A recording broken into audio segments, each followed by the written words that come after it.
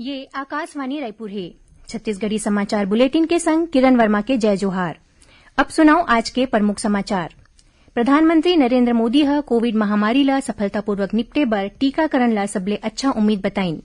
केंद्रीय स्वास्थ्य मंत्रालय के टीम आज ले छत्तीसगढ़ के दौरा में हवय। ये टीम कांटेक्ट ट्रेसिंग, टेस्टिंग और टीकाकरण के आधार में जांच करके रिपोर्ट केंद्र सरकार ला सौंपी और भाजपा के राष्ट्रीय उपाध्यक्ष और पूर्व मुख्यमंत्री डॉक्टर रमन सिंह राज्य सरकार ऊपर यूरिया खाद के आपूर्ति में किसान मन ले भेदभाव करे के आरोप लगाइन। देश भर में 18 बछर ले ज्यादा के सब्बो लोगन मन बर सरकारी केंद्र मन में मुफ्त में टीकाकरण अभियान चलाए जाथे। आप मन ले अपील है कि कोविड रोधी टीका जरूर लगवाओ।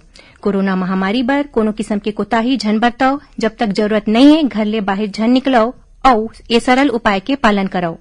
मास्क लगाओ, 2 गज के सुरक्षित दूरी बनाए रखो, घेरी बेरी साबुन ले हाथ धोवो। लोगन मन ला कोरोना ले जुड़े जानकारी दे और उखर मार्गदर्शन बर राष्ट्रीय हेल्पलाइन नंबर हवय। छत्तीसगढ़ पर हेल्पलाइन नंबर हवय 104 और 0771 2235 संगे संग राष्ट्रीय हेल्पलाइन नंबर हवय 1075। अब समाचार विस्तार ले। प्रधानमंत्री नरेंद्र मोदी ह किहिन हे कि कोविड महामारी ले सफलतापूर्वक निपटे बर टीकाकरण सबले अच्छा उम्मीद हवय। ओमन आज कोविन ग्लोबल कॉन्क्लेव ला संबोधित करत किहिन कि भारत ह टीकाकरण के कार्यनीति बनाए के बेरा शुरू ले पूरा डिजिटल दृष्टिकोण अपनाए हे। श्री मोदी ह किहिन कि प्रौद्योगिकी कोविड ले निपटे खातिर बहुत महत्वपूर्ण हवय। प्रधानमंत्री ह किहिन कि भारत ह तकनीकी रूप ले जतका जल्दी हो सके कोविड ट्रेसिंग और ट्रैकिंग ऐप तैयार करिस। ओमन किहिन कि भारत कोविड के खिलाफ लड़ाई में वैश्विक समुदाय के संग अपन जम्मो अनुभव, विशेषज्ञता और संसाधन साझा करे बर प्रतिबद्ध है। प्रदेश में कोरोना संक्रमण के स्थिति में लगातार सुधार होवत है और पॉजिटिविटी दर घट के 1% ले नीचे पहुंच गए है। उन्हें कोमॉर्बिडिटी ले मृत्यु होए के दर में घलो कमी आए है। काली प्रदेश में कोरोना संक्रमण के 229 नवा मामला सामना आईस। एला मिला के प्रदेश में कोरोना संक्रमित लोगन मन की संख्या 9,95,000 ले ज्यादा हो गए है। अब तक लगभग 9,76,000 मनखे मन संक्रमण ले स्वस्थ हो चुके हैं। वर्तमान में 5,345 लोगन मन के इलाज आने अस्पताल और होम आइसोलेशन में चलत है। यही बीच प्रदेश में कोरोना टीकाकरण के काम घलो सरलग चालू है। काली तक प्रदेश में 1,01,36,000 ले ज्यादा टीका लगाए जा चुके हैं। केंद्रीय स्वास्थ्य मंत्रालय की टीम आज ले छत्तीसगढ़ के दौरा में है। ये टीम में क्लिनिकल और लोक स्वास्थ्य के 2 विशेषज्ञ चिकित्सक शामिल है। ये team contact tracing, testing, active surveillance, containment zone, अस्पताल, बिस्तर, चिकित्सक मन के संख्या और टीकाकरण के आधार में जांच करके रिपोर्ट केंद्र सरकार ला सौंपी। एकर शुरुआत जांजगीर चांपा और बिलासपुर जिला ले करे जाही। टीम सब्बो जिला में जाके जांच करही। बता दें कि केंद्र सरकार डहाले पाछू दिन एक रिपोर्ट जारी करे गे रही जेमा संक्रमण ज्यादा पाए जाने वाले 6 ठीन राज्य में छत्तीसगढ़ के घलो नाव शामिल रहीस।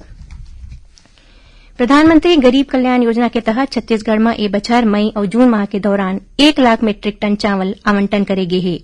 एखर ले लाभार्थी मन ला कोविड महामारी के दौरान घलो खाद्यान्न सामग्री निर्बाध रूप ले मिलत हे। आज एक पत्रकार वार्ता में यह जानकारी भारतीय खाद्य निगम के क्षेत्रीय महाप्रबंधक अनुपम दुबे ह दिन। केंद्रीय शिक्षा मंत्री रमेश पोखरियाल निशंक पठन पाठन में दक्षता और संख्यात्मक कौशल के समझ बर राष्ट्रीय पहल निपुण भारत के आज वर्चुअल उद्घाटन करिन। एकर उद्देश्य लइका मन में पठन पाठन, लेखन और संख्यात्मक कौशल के दक्षता विकसित करना है। एकर शुभारंभ करत श्री पोखरियाल ह कहिन कि ए पहल नवा शिक्षा नीति के मजबूत स्तंभ साबित होही। भाजपा के राष्ट्रीय उपाध्यक्ष और पूर्व मुख्यमंत्री डॉक्टर रमन सिंह राज्य सरकार ऊपर यूरिया खाद के आपूर्ति में किसान मन ले भेदभाव करे के आरोप लगाइन है। आज रायपुर में रखे गए एक पत्रकार वार्ता में डॉक्टर सिंह कहिन कि किसान खाद के कमी के सामना करत हवे। राज्य सरकार 15 करोड़ किलो कंपोस्ट खाद तैयार करे है त केंद्र सरकार ले खाद काबर मंगाए जाथे। ओमन कहिन कि किसान मन ला पर्याप्त खाद उपलब्ध कराए बिना सहकारी समिति में कैसे सिरागे। डॉक्टर सिंह नकली खाद बेचे, खाद के कालाबाजारी और जमाखोरी करैया लोगन मन के खिलाफ कार्रवाई के मांग घलो करिन। ओमन कहिन कि केंद्र सरकार किसान मन के आय दोगुना करे बर काम करत है, लेकिन राज्य सरकार की नीति मन के कारण किसान मन ला ओकर लाभ नहीं मिल पाथे। छत्तीसगढ़ समाचार बुलेटिन आप मन आकाशवाणी रायपुर ले सुनत हो। छत्तीसगढ़ के खबर ले है आपकी वास्ता और खबर के विश्वसनीयता ले है हमार वास्ता। आकाशवाणी समाचार रायपुर के प्रादेशिक समाचार बुलेटिन के संगे संग हमार समसामयिक कार्यक्रम आप रेडियो के संग अपन मोबाइल में घलो सुन सकत हव। आकाशवाणी समाचार फेसबुक, ट्विटर और यूट्यूब में घलो हावय। हमार फेसबुक पेज हरे Chhattisgarh news on AIR, Twitter handle CGAIR news और हमार यूट्यूब चैनल हरे छत्तीसगढ़ AIR न्यूज। तो अब रेडियो के संगे संग आपके मोबाइल के माध्यम ले हम आप तक पहुंचत हन।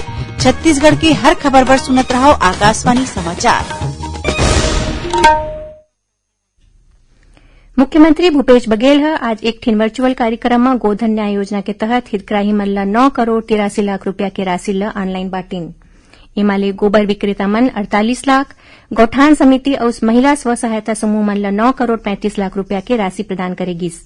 कार्यक्रम में मुख्यमंत्री कहिन कि सुराजी गांव और गोधन न्याय योजना ग्रामीण अर्थव्यवस्था पर संजीवनी साबित हुए है।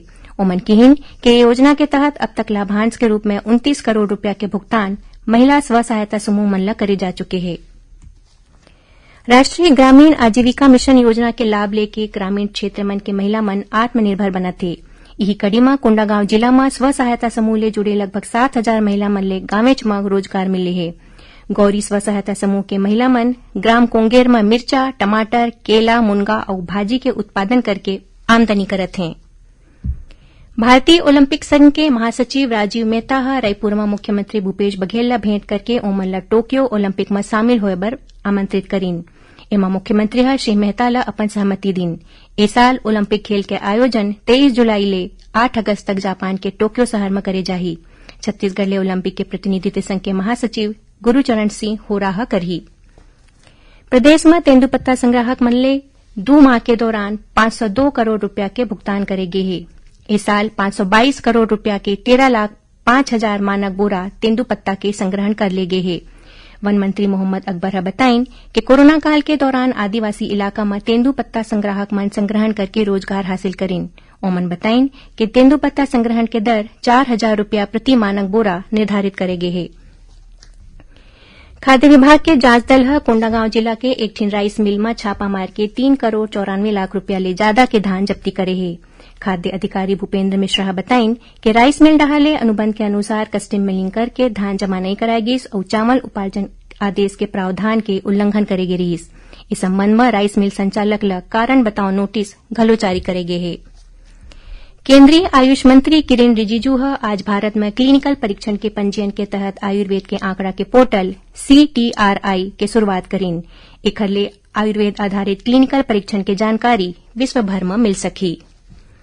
और अब थोरकुन समाचार सार में राष्ट्रीय सांख्यिकी कार्यालय डहाले असमाविष्ट क्षेत्र के उद्यम के वार्षिक सर्वेक्षण के राज्य स्तरीय प्रशिक्षण सम्मेलन के आयोजन रायपुर में आज ले 7 जुलाई तक करे जाथे। एमा प्रदेश भर के सांख्यिकी अधिकारी और कर्मचारी शामिल होते हैं।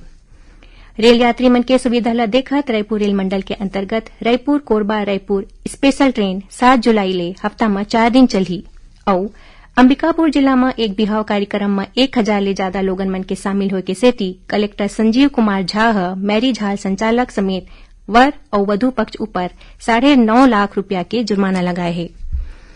आखिर में प्रमुख समाचार एक घाव फेर।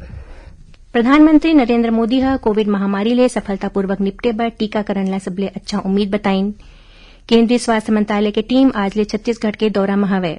ये टीम कांटेक्ट ट्रेसिंग, टेस्टिंग और टीकाकरण के आधार में जांच करके रिपोर्ट केंद्र सरकार ला सौंपी और भाजपा के राष्ट्रीय उपाध्यक्ष और पूर्व मुख्यमंत्री डॉ रमन सिंह आज राज्य सरकार ऊपर यूरिया खाद के आपूर्ति में किसान मन ले भेदभाव करे के आरोप लगाइन। एकरे संग छत्तीसगढ़ी समाचार बुलेटिन यही सरावत है। जय जोहार।